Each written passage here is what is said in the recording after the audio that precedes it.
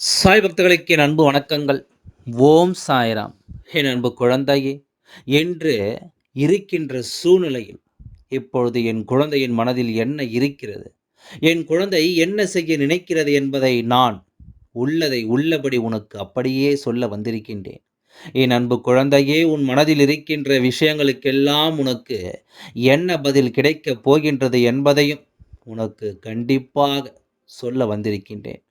இந்த சாயப்பா உன் வாழ்க்கையில் என்ன நடக்கிறது என்பதை உன்னை விட அதிகமாக தெரிந்து வைத்திருக்கிறேன் அல்லவா? அதனால்தான் நல்ல விஷயங்களாக இருந்தாலும் சரி, கெட்ட விஷயங்களாக இருந்தாலும் சரி, எல்லாவற்றையும் இது உன் வாழ்க்கையில் நடக்குமா, நடக்காதா என்பதை உனக்கு வெளிப்படையாக சொல்லி விடுகின்றேன் என் குழந்தையே. உன் மனதில் இருக்கின்ற எண்ணங்கள் எல்லாம் எப்பொழுதும் என்னை சுற்றியே அதிகமாக இருக்கிறது. எப்பொழுதெல்லாம் என்னை அதிக நேரம் நினைக்கத் தொடங்கிவிட்டாய் அல்லவா? உன் வாழ்க்கையில் நான் அதிக பங்கு வகித்து விட்டேன் என்று நினைக்கும் பொழுது இந்த அப்பாவிற்கு மிகுந்த சந்தோஷமாகத்தான் இருக்கிறது. நீ என்னை எந்த அளவிற்கு நினைத்திருந்தால், உன் வாழ்க்கையில் எனக்கு எந்த அளவிற்கு இடத்தை கொடுத்து இருந்தால், உன் அப்பாவின் வாக்கினை கேட்கின்ற பாக்கியம் உனக்கு கிடைத்திருக்கும் என்பதை நீ புரிந்து கொள்ள வேண்டும். என் அன்பு குழந்தையே, உனக்கு கிடைத்த பாக்கியத்தை விட உன் அப்பா எனக்குத்தான் அதிக பாக்கியம் கிடைத்திருக்கிறது. அது என்ன பாக்கியம் தெரியுமா? உன்னை போன்ற என்னுடைய குழந்தைகள் ஒவ்வொருவரும் என் மீது அதிக அன்பு வைத்திருக்கிறார்கள்.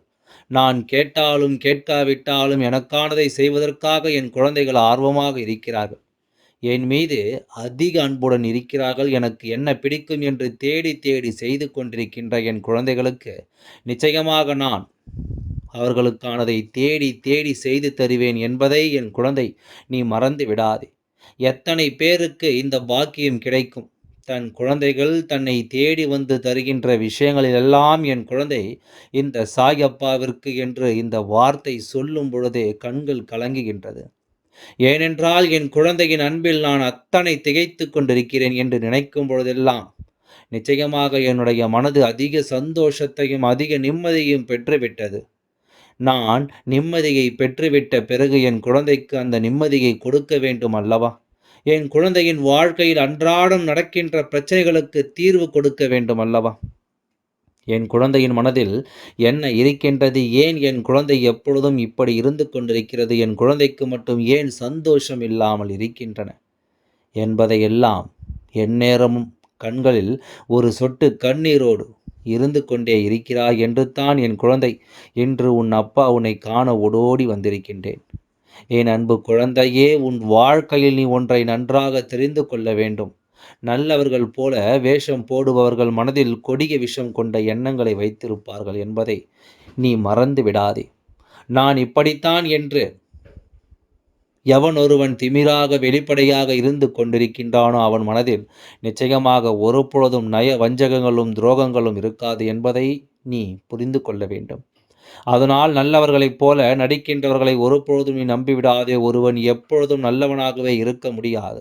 ஏதோ ஒரு சூழ்நிலையில் அவனுடைய சுயரூபம் வெளிவந்தே தான் தீர வேண்டும். என் அன்பு குழந்தையே, உன்னிடம் இது போன்று நடித்தவர்களை நினைத்து நீ வேதனையில் இருந்து கொண்டிருக்கிறாய் அல்லவா? அப்பொழுது ஒரு பேச்சு, இப்பொழுது ஒரு பேச்சு என்று நேரத்திற்கு தகுந்தாற் போல எப்படித்தான் இவர்கள் எல்லாம் தங்களுடைய குணத்தை மாற்றிக் கொள்கிறார்கள் என்று என் குழந்தை மிகுந்த மனவேதனை அடைந்திருக்கிறாய். உன் மனதில் இருக்கின்ற இந்த எண்ணங்களை எல்லாம் இவர்கள் சுற்றி சுற்றி இருப்பதால் தான் நீ அவர்களை அதிகமாக நினைக்கின்றாய். நீ நினைப்பதோடு மட்டுமல்லாமல் உன்னுடைய வாழ்க்கையை நீ அங்கே தொலைத்து கொண்டிருக்கிறாய் என்பதை மறந்து விடாதே. இதுவெல்லாம் நீ சரியான பதிலடி கொடுக்க வேண்டும் அல்லவா? அது மட்டும்தான் இனி உன் மனதில் இருக்க வேண்டும். உன்னை அலட்சியம் செய்தவர்கள் முன்பு நீ வாழ்ந்து காட்ட வேண்டும் என்று நீ காத்து கொண்டிருக்க வேண்டும். உனக்கான அந்த நேரம் எப்பொழுது வரும் என்று நீ எதிர்நோக்கி நிற்க வேண்டும். உன்னுடைய நிலைமை நிச்சயமாக மாறும் என்ற நம்பிக்கை உனக்குள்ளே எப்பொழுதும் இருக்க வேண்டும். என் அன்பு குழந்தையே, எதையும் சாதிக்க வேண்டும் என்று நினைக்கின்ற மனிதனுக்கு நிதானம் மிக மிக முக்கியம் என்பதை நீ மறந்து விடாதே. ஒருவர் ஒரு விஷயத்தை செய்கிறார்கள் என்பதற்காக அது நமக்கு ஏற்புடையது அல்ல என்பதற்காக உடனே உன்னுடைய கோபத்தை நீ வெளிக்காட்டி எல்லா காரியத்தையும் கெடுத்து விடக்கூடாது. நிதானம் உனக்கு வெற்றியை கொடுக்கும் என்பதில் எந்த ஒரு மாற்று கருத்தும் கிடையாது. அமைதியாக இருந்து பொறுமையாக இருந்து வெற்றியை பெறுவதற்காக மட்டுமே நீ செயல்பட வேண்டுமே தவிர தேவையில்லாமல் மற்றவர்கள் முன்னிலையில் உன்னுடைய கோபத்தை வெளிப்படுத்தி உன்னுடைய நல்ல பெயரை நீயே கெடுத்து கொள்ளாதே. இப்பொழுது நீ நினைத்து கொண்டிருக்கிறாய் உனக்கு துரோகங்களை செய்தவர்களை விட்டுவிடக் கூடாது என்று.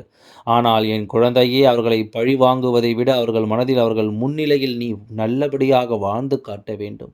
அவர்கள் மனதில் இருக்கின்ற எண்ணங்களை எல்லாம் பொய்யாக்கும்படி நீ நடந்து கொள்ள வேண்டும். பொய் என்ற கவசம் அவர்களை காக்கும் என்று நினைத்து தேவையில்லாத பொய் மூட்டைகளை எல்லாம் அழித்து விட்டு கொண்டிருக்கிறார்கள். அதை உண்மை என்கின்ற ஆயுதம்தான் ஒரு நாள் உடைந்தால் தெரியும் என்பதை அவர்கள் அதை நினைக்கவில்லை. இதையெல்லாம் அப்படித்தான் அவர்கள் செய்து கொண்டிருக்கின்றார்கள். இவர்களை பற்றிய சிந்தனையை முதலில் உன் மனதிற்குள் இருந்து தூக்கி எறிந்துவிடு. நல்லவர்களை பற்றி சிந்தித்தால், நல்ல செயல்களை பற்றி சிந்தித்தால் மனதிற்குள் நல்ல எண்ணங்கள் அதிகமாக வரும். அதே சமயத்தில் இது போன்றவர்களை பற்றி நினைத்து நீ சிந்தித்து கொண்டிருந்தால் உன் மனதிற்குள் தான் தேவையில்லாத எதிர்மறை எண்ணங்கள் தான் அதிகமாக வரும் என்பதை நீ மறந்து விடாதே. என் அன்பு குழந்தையே, வெற்றி என்பது உன்னுடைய நிழல் போலதான். நீ அதை தேடி போக வேண்டிய அவசியம் ஒருபொழுதும் இல்லை. நீ வெளிச்சத்தை நோக்கி முன்னோக்கி நடந்து கொண்டு இருந்தாலே போதும், அது உன்னோடு வரும் என்பதை நீ மறந்து விடாதே. அதனால் வெற்றியினை உன்னோடு வைத்து கொண்டு முயற்சியை மட்டும் கைவிடாமல் என் குழந்தை நீ செய்து கொண்டு இருந்தால் நிச்சயமாக உன்னுடைய வாழ்க்கையில் நீ வெற்றி என்ன பெற்று விடுவாய் என்பதில் எந்த ஒரு மாற்று கருத்தும் கிடையாது.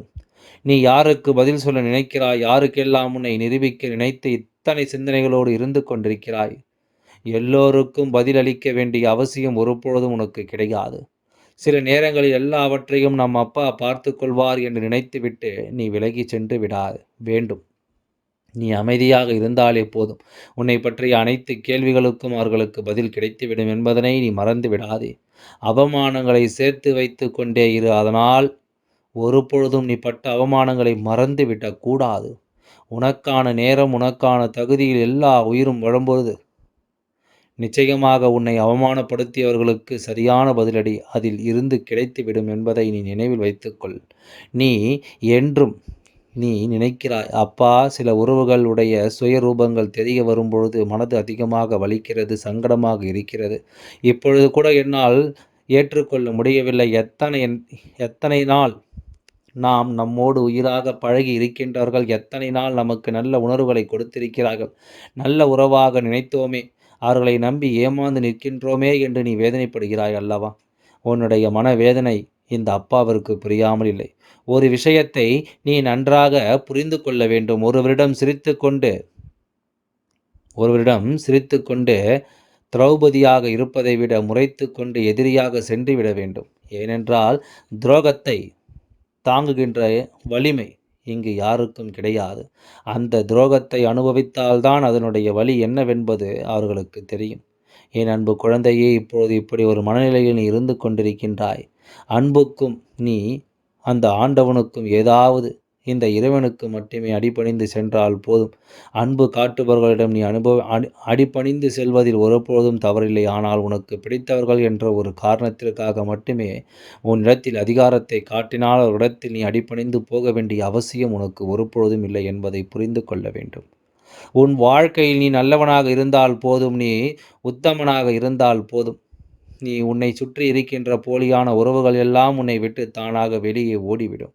நீ உண்மையாகவும் நேர்மையாகவும் இருக்கும் பொழுது, நீ பூஜைகள் எல்லாம் செய்யும் பொழுது உன்னிடம் இருக்கும் தெய்வங்கள் அனைத்தும் உன்னை சுற்றி வரும். அப்பொழுது எதிர்மறை சக்திகள், தீய சக்திகள் எல்லாம் உன்னுடைய வாழ்க்கையை விட்டு திரும்பி கூட பார்க்காமல் ஓடிவிடும் என்பதை நீ மறந்து விடாதே. மற்றவர்கள் மனதை உடைக்கும் பொழுது எல்லோருக்கும் நினைவு இருக்க வேண்டும். ஒரு விஷயம், நாளை உன்னுடைய மனதையும் இருமடங்காக உடைப்பதற்கு யாராவது ஒருவர் வருவார் என்று நினைவில் வைத்து கொள்ள வேண்டும்.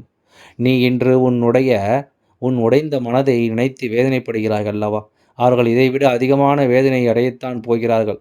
அதற்கு அவர்கள் தயாராகி கொண்டிருக்கிறார்கள் என்பதை நினைவில் வைத்துக்கொள். இந்த சூழ்நிலையில் இருந்து மீண்டு வருவதற்கு நீ தயாராக இருக்க வேண்டும். உன்னை ஒரு அடி தள்ளி வைத்தார்கள் என்றால் நீ அவர்களை விட்டு 10 அடி தள்ளி நிற்க பழகிக்கொள். இதை கற்றுக்கொண்டாலே உன்னுடைய வாழ்க்கை நிச்சயமாக நல்ல நிலைமைக்கு சென்றுவிடும். என் அன்பு குழந்தையே, உன் மனதில் இருக்கின்ற எல்லாவற்றையும் வெற்றிகரமாக முடித்து கொடுப்பது இந்த அப்பாவிற்கு என்னுடைய பொறுப்பு. இது என்னுடைய சத்திய வாக்கு. அதனால் நீ எதற்காகவும் வருந்தக்கூடாது. நீ யாரை நினைத்தும் வருந்த வேண்டாம். இந்த அப்பா உன்னோடு துணை இருக்கின்றேன், உனக்காக எல்லாவற்றையும் செய்து கொடுப்பேன் என்பதை நீ முழுமையாக நம்ப வேண்டும்.